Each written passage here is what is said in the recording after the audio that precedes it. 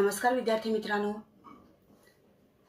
मित्रांनो, कोविड-19च्या या सद्यस्थितीत आपल्या शाळा बंद असल्या तरी आपले शिक्षण चालूच आहे आणि त्याच अनुषंगाने बृहन्मुंबई महानगरपालिका शिक्षण विभाग व्हर्च्युअल ट्रेनिंग सेंटरच्या माध्यमातून व्हिडिओ थ्रू आपण आज भेटणार आहोत। मी निलिमा कदम, आपली व्हर्च्युअल शिक्षिका। आजचा विषय आपण बघणार आहोत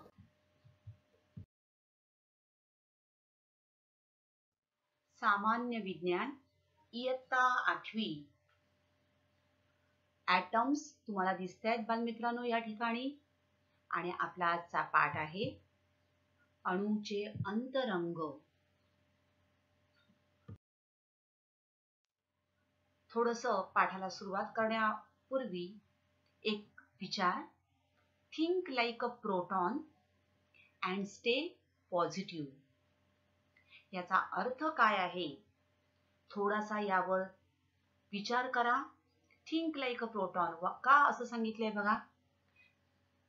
हा व्हिडिओ बघितल्यानंतर तुमच्या लक्षात येईल की आपल्याला प्रोटॉन प्रमाणे का विचार करायला पाहिजे।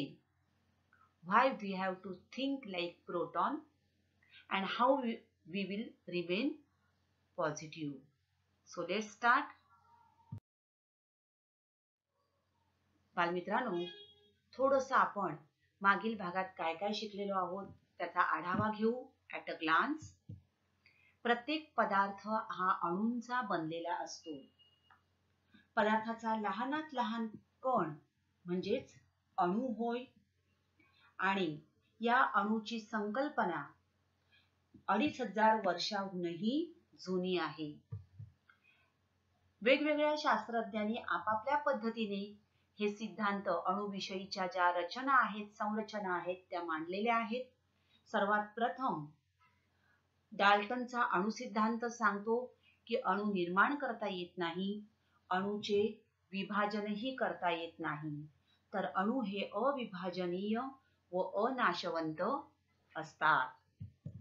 त्यानंतर थॉम्सनने प्लम पुडिंग अणुप्रारूप आपल्या समोर मांडलं आणि त्यांनी सांगितलं थॉम्सनच्या अणुप्रारूपाचं वैशिष्ट्य म्हणजेच त्याने लावलेल्या ऋण प्रभारयुक्त इलेक्ट्रॉनचा शोध, आणि यामुळेच अणूचं अंतरंग किंवा त्याचा वेध घेणं हे पुढे जाऊन शास्त्रज्ञांना सोपं झालं।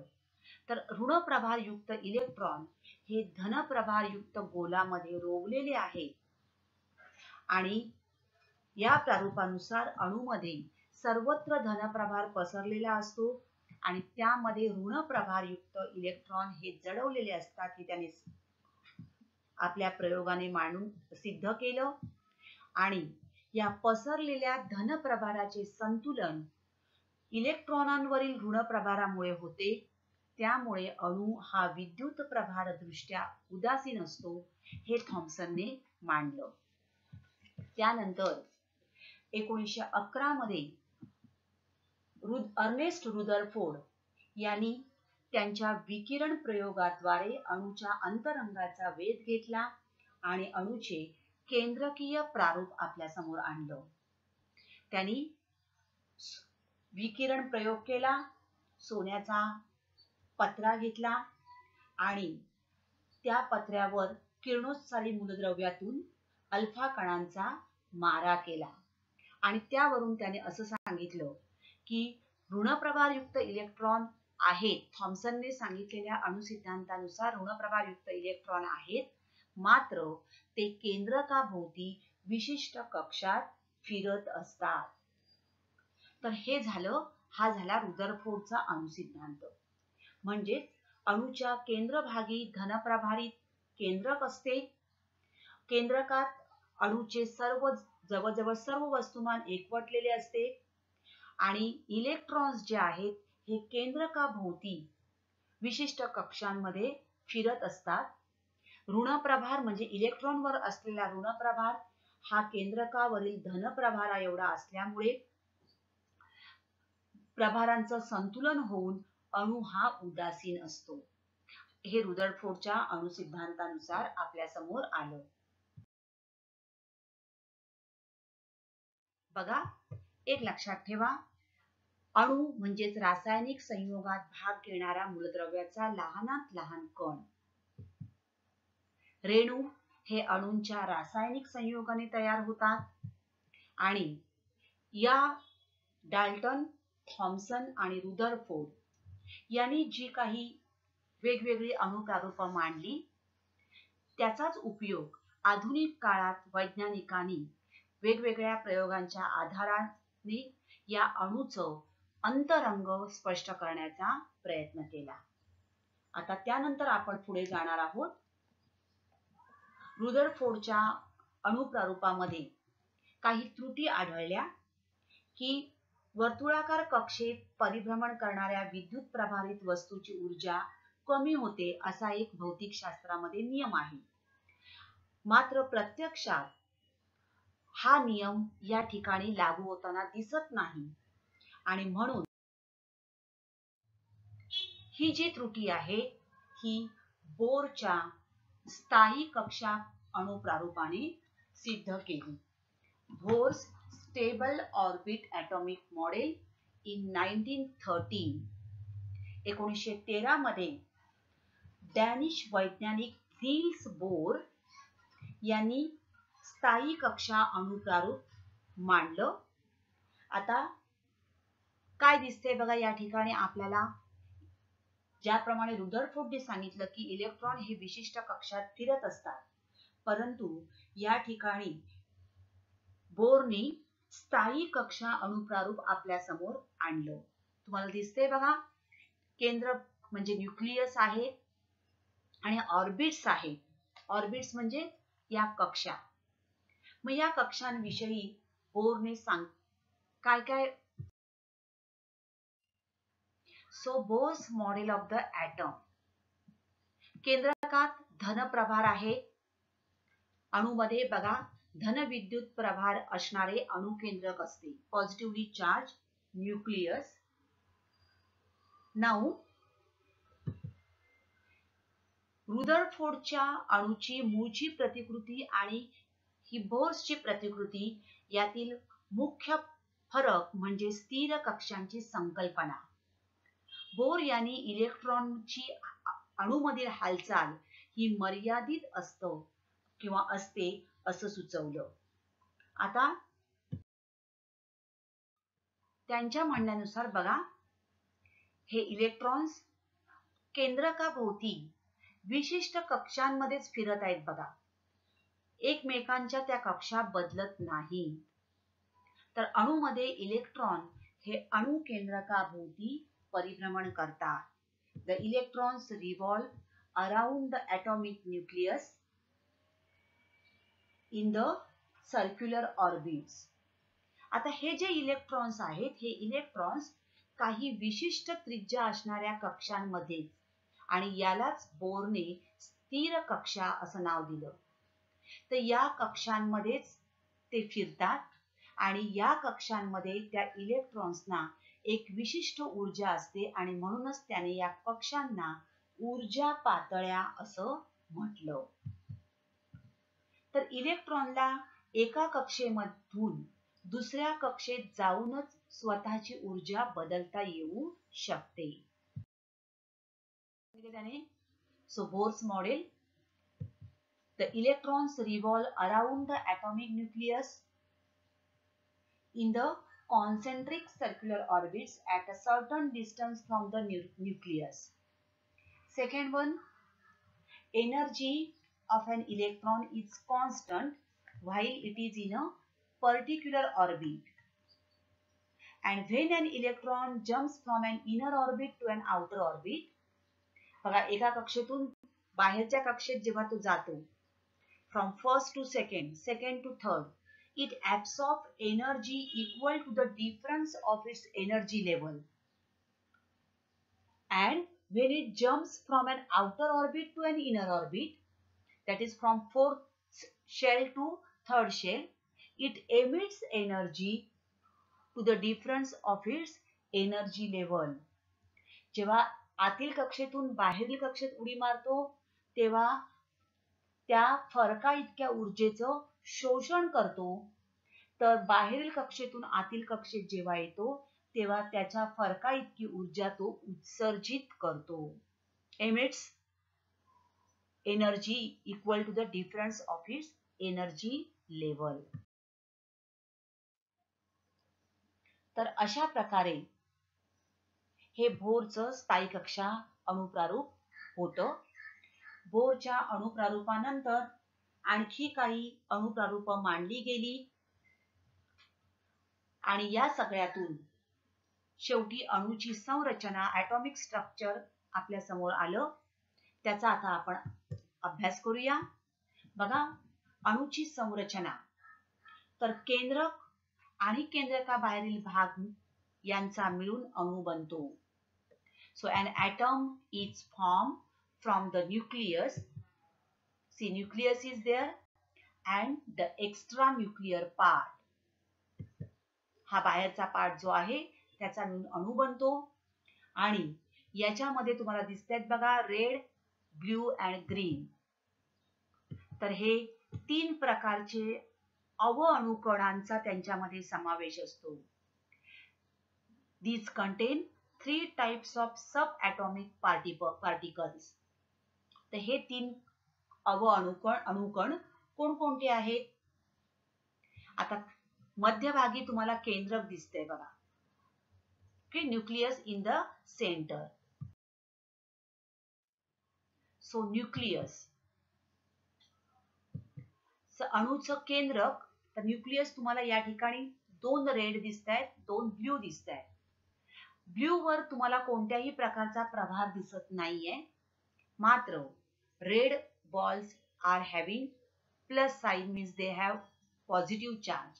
So अणूचं केंद्रक हे धन प्रभारित असतं. Remember, the atomic nucleus is positively charged. आता हे पॉझिटिव्हली चार्ज जे असतं त्यामध्येच अणूचं जवळजवळ सर्व वस्तुमान एकवटलेलं असतं. Almost entire mass of the atom is concentrated in the nucleus only. Now the nucleus contains 2 types of subatomic particles and together they are called as nucleons. Now what are these nucleons?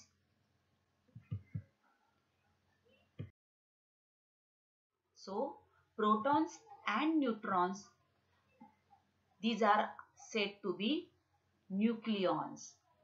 The 2 types of subatomic particles in the nucleus and they are known as nucleons. तर proton आणि neutron हे या न्यूक्लियॉन्सचे प्रकार आहे. So proton हा अणुकेंद्रकात असणारा धनप्रभारित अणुकण असतो आणि अणुकेंद्रकामध्ये किंवा अणुवर असणारा धनप्रभार हा त्याच्यावर असणाऱ्या या प्रोटॉनमुळे असतो. प्रोटॉन्स हे P या संज्ञेने दाखवले जातात. A proton is represented by the symbol P.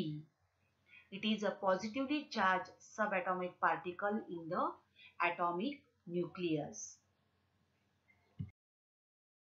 Second is neutron. So neutron हा विद्युत प्रभारदृष्ट्या उदासीन असलेला अणुकण आहे आणि तो N या संज्ञेने दाखवतात. So neutron is an electrically neutral subatomic particle and it is denoted by the symbol N. Now number of neutron in the nucleus is denoted by capital N. Now atomic nuclei of all elements except hydrogen contain neutrons. आता बाहेरील भाग, केंद्रकाच्या बाहेर परिभ्रमण करणारे electron आणि केंद्रक व electron यांच्या दरम्यान असलेली ही पोकळी, हा जो पिंक कलरचा तुम्हाला भाग दिसतोय त्याचा समावेश या केंद्रकाबाहेरील भागामध्ये होतं. तर इलेक्ट्रॉन्स आणि केंद्रक व इलेक्ट्रॉन यांच्या दरम्यान असलेली पोकळी. The extranuclear part in the atomic structure includes electrons revolving around the nucleus and the empty space. In this figure, it is showed by pink color, the empty space in between the nucleus and the electron. This is extranuclear part. And next, the most important, electrons. Electrons are denoted by E. These are negatively charged subatomic particle. Each electron carries 1 unit of negative charge. So electron हा ऋण प्रभारित अणुकण असून तो E या संज्ञेने दर्शविला जातो. प्रत्येक इलेक्ट्रॉनवर एक एकक ऋण प्रभार असतो.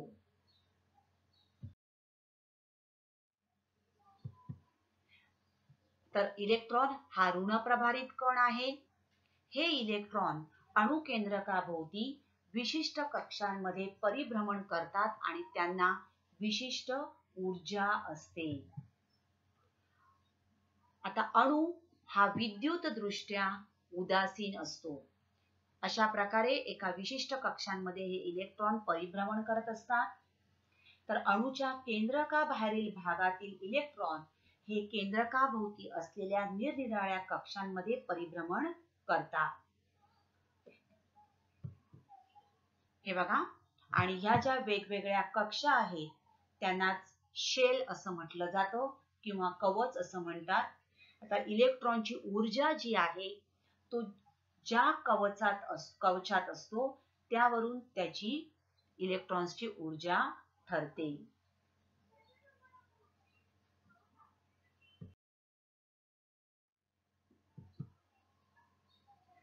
थोडक्यात बघा, atom in the center, protons and neutrons, that is in the nucleus. Electrons revolve around the nucleus in specific orbits. Now mass of an electron is 1800 times less than that of a hydrogen atom, and therefore mass of an electron can be treated as negligible. So protons and neutrons are located inside the nucleus. The nucleus is the dense portion in the center of the atom.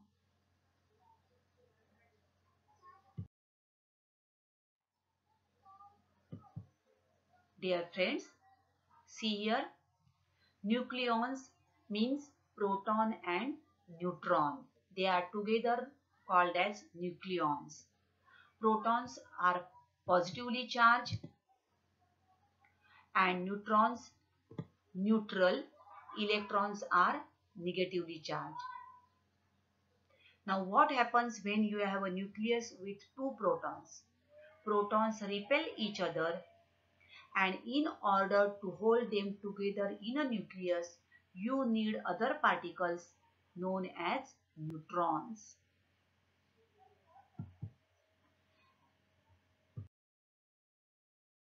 आता या न्यूट्रॉनचं कार्य कोणतं आता आपण बघितलं.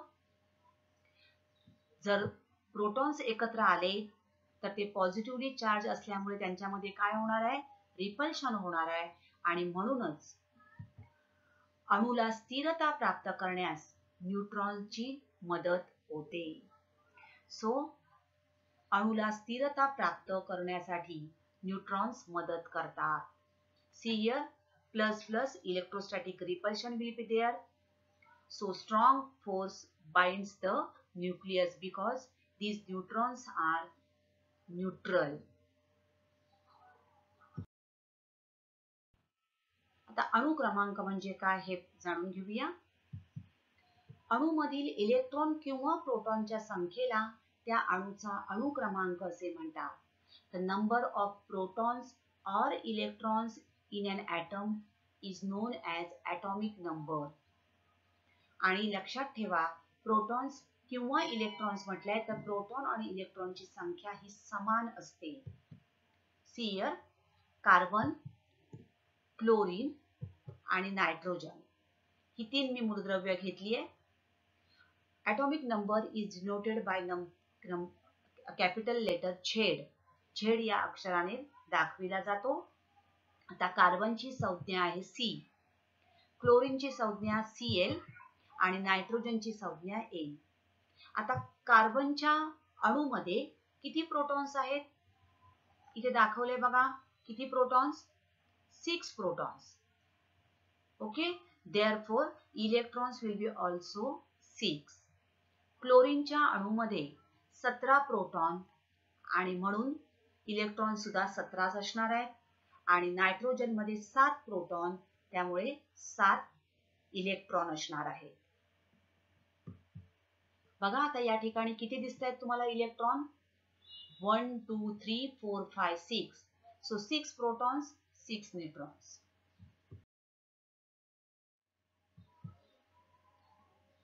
बघा अणूमधील electron किंवा प्रोटॉनची संख्या म्हणजेच त्या अणूचा अणुक्रमांक. त्यामुळे बघा कार्बनचा अंक किंवा अणुक्रमांक किती आहे? 6. अणुअंक किती आहे? 6.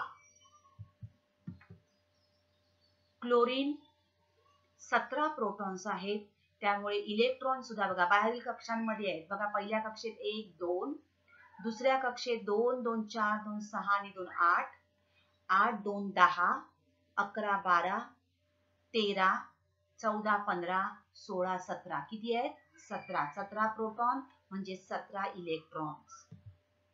आणि नायट्रोजन आपण बघूया. 7 प्रोटॉन्स आहेत.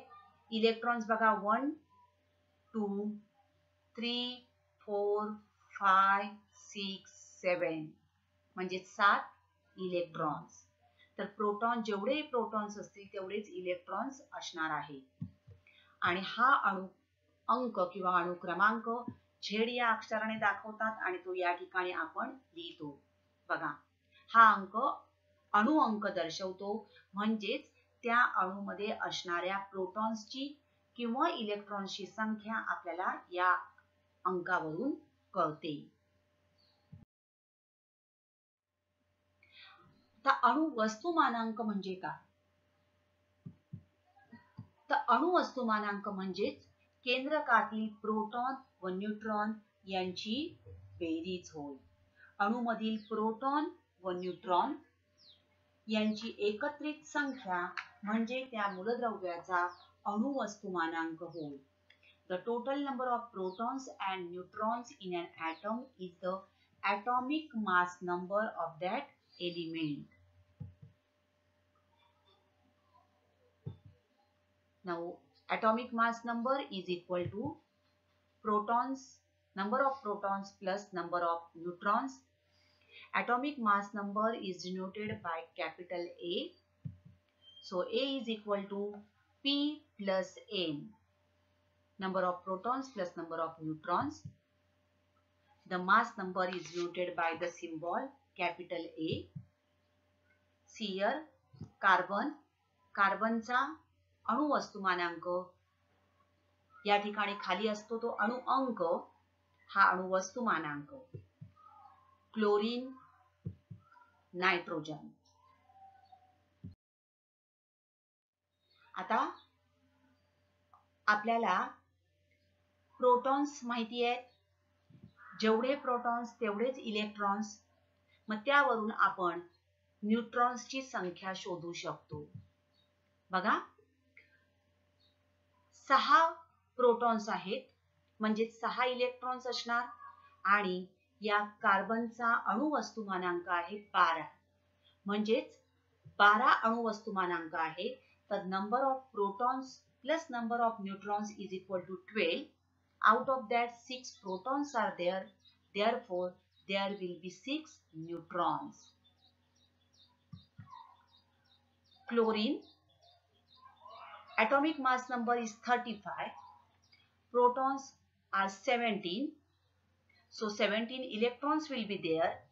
And therefore, atomic mass number 35 and therefore number of neutrons in the nucleus will be 35 minus 17, that is 18. Nitrogen atomic mass number is 14. 7 protons. Therefore, neutrons will be 7. Now, what is meant by atomic mass number? Explain how the atomic number and mass number of carbon are 6 and 12 respectively. Dear students, see, atomic mass number means what? It is the sum of total number of protons and neutrons present in the nucleus. So that is atomic mass number, which is denoted by atomic A is equal to number of protons plus number of neutrons. And now what is atomic number? Atomic number is equal to number of protons or number of electrons. Means number of protons is equal to number of electrons. Both protons and electrons are same in number. And it is denoted by Z. Now mass number is equal to, see here, number of protons plus number of neutrons. This is mass number. It is denoted by A. For example, carbon, number of protons are 6. So number of electrons will also be 6. Now mass number, atomic number and mass number of carbon are 6 and 12. So atomic number is 6 and mass number is 12. So atomic number is equal to number of protons or number of electrons, that are 6, and mass number means number of protons plus number of neutrons. So number of protons is 6 and mass number is 12. Therefore number of neutrons will be 6 and therefore mass number will be equal to 6 plus 6, that is equal to 12. Now, what is meant by subatomic particle? Give brief information of 3 subatomic particles with the reference to electrical charge, mass and location. Now, subatomic particle, that is atom, is a structural and functional unit of the matter. This means all the matters are made up of these fundamental particles. According to modern atomic theory, an atom has a nucleus which is present in the center of or core. Now this nucleus contains subatomic particles like protons and neutrons. Now electrons. Electrons are present outside the nucleus of an atom. They are negatively charged. Mass of an electron is considered to be negligible. It revolves around the nucleus in a discrete orbit. Protons. Protons are present in the nucleus of an atom. They are positively charged and they are closely bound in the nucleus. And neutrons, they are present in the nucleus of an atom. Neutrons are neutral. There is no charge on them and they are also closely bound in the nucleus. मित्रांनो, जाता जाता एक छोटंसं कोडं तुमच्यासाठी. ओळखा पाहू मी कोण. बघा हं, पदार्थाचा आहे मी अतिसूक्ष्म कण. पदार्थाचा आहे मी अतिसूक्ष्म कण. होत नाही तुकडे माझे मारा कितीही घण. इलेक्ट्रॉन्सची होते माझ्यात देवाणघेवाण. इलेक्ट्रॉन्सची होते माझ्यात देवाणघेवाण. बांधला जातो मी रासायनिक बंधात. ओळखा पाहू मी कोण. उत्तर शोधा. ओके.